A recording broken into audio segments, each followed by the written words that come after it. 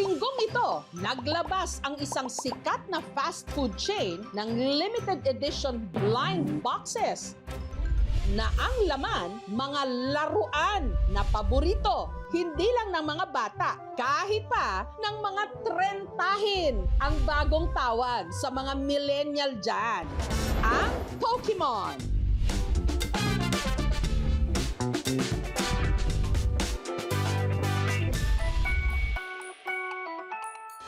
Pero naging kontrobersyal ang kolektor na ito na i-flinex pa ang isang buong kahon ng blind boxes na kanyang binili.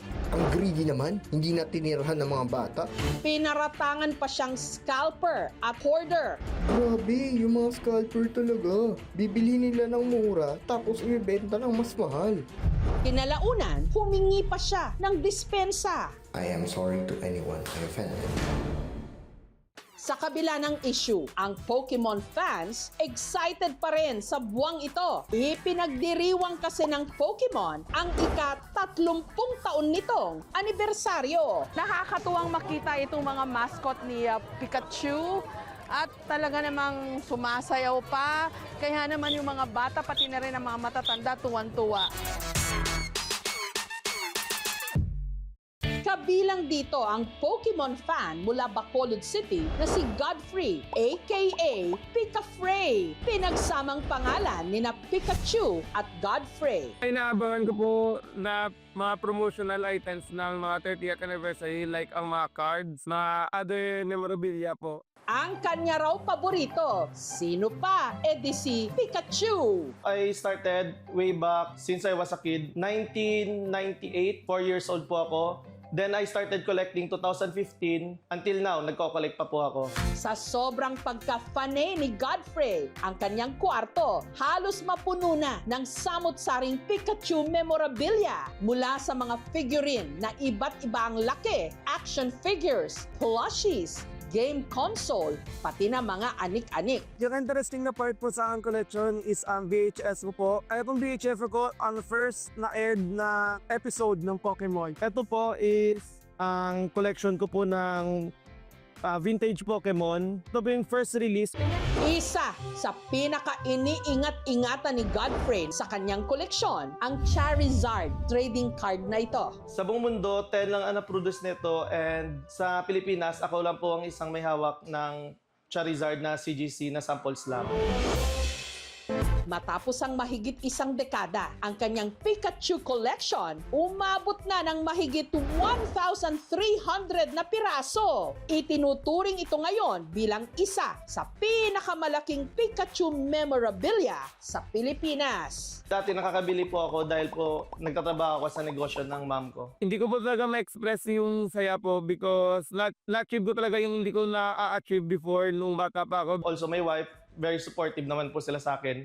Taong 2024, sinubukan ni Godfrey na mag-bid sa Guinness World Records para sa world's largest Pikachu memorabilia in the world. Some of the Pokemon po kasi may missing tag, so hindi nila na-accommodate yon and dinisqualified nila. Very strict po si Guinness ngayon. At gaya ng idol niyang si Ash, si Godfrey, hindi rin sumuko. Susubukan niya raw ulit sungkitin ang titulo. At bilang paghahanda, pinapagawan pa raw niya ang kanyang koleksyon ng sarili nitong showroom. Ito po yung showroom ko before sa kwarto ko and ngayon nasa box na po sila because nilipat po kami ng office. Hoping ko po naka 3 attempt na po yata ako or maybe next year makomplete na po natin yun ang visual record.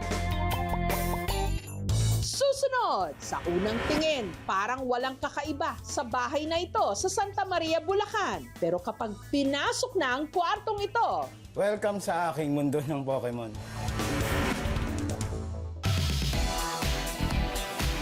para kang nasa isang museum ng mga Pokemon collectible.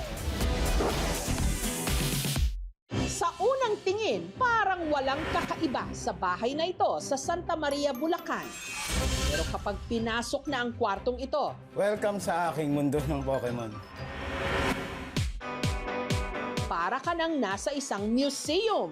Ang mga nakadisplay kasi ritong Pokemon Collection, well-curated. Hindi lang nakadisplay sa mga cabinet na may built-in na ilaw pa, kundi naka-organize pa. Depende sa Pokemon type. Magkakahiwalay ang mga fire type sa water type at grass type.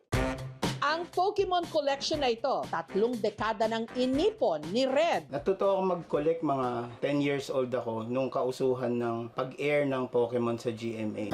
Dahil wala raw noong pantustos ang mga magulang ni Red sa kanyang hobby, ang mga unang Pokemon na laruan niya noon, peke. Ang tinda sa labas ng school namin, yung mga tigli 5 piso, 10 piso, yun lang yung kaya ng baon.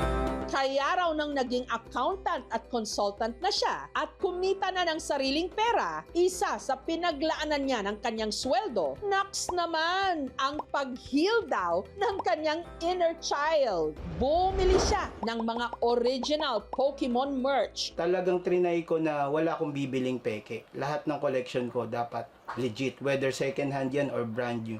Ngayon, umabot na raw ang koleksyon ni Red sa 7,000 pieces. Welcome po sa aking mga maling desisyon sa buhay. At isa sa mga most valued collection niya, 12 taon niya raw hinintay bago niya napasakamay. Discontinued na po yung line na to so mahirap na po siya talagang hanapin, and last year ko lang po siya nakompleto. Itong trio na to ng trading figure game.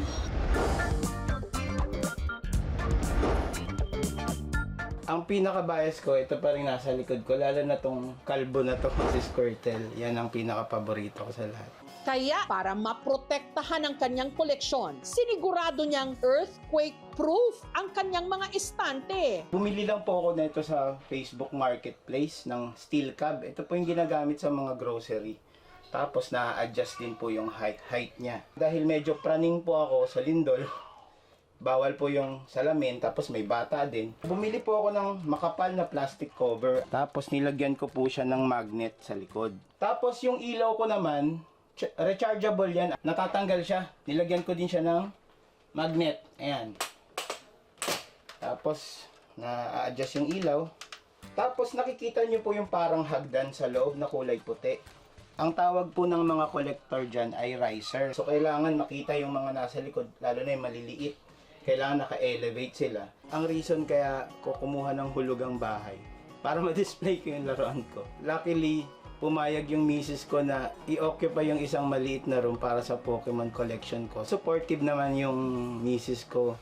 Minsan mga ginagawa pa niya tong content sa TikTok niya. Ang interes sa Pokemon collection, tila naipasa na rin daw ni Red sa kanyang anak na si Jasmine. Ayan po yung anak ko, nahihilig na din sa Pokemon. Thank you, Daddy, kay Jason. At dahil tumataas daw ang value ng ilan sa kanyang mga koleksyon, sinubukan din ni Red na mag-resell ng ilan sa mga ito. Kaso minsan lugi kasi imbis na ibenta ko na lang, na-arbor pa niya. Yung team ng palabas ng game ay catch them all So parang ito yung physical counterpart nun na hindi lang sa game mo siya huhulihin kundi sa totoong buhay. Journey talaga siya, lalo na ngayon na yung mga batang 90s dati na kinalakihan yung Pokemon, mga adult na ngayon, and tuloy-tuloy pa rin yung paglabas ng mga bagong generation ng Pokemon. Kumbaga, hindi natatapos yung journey. Simpleng laruan o libangan lang ito para sa iba.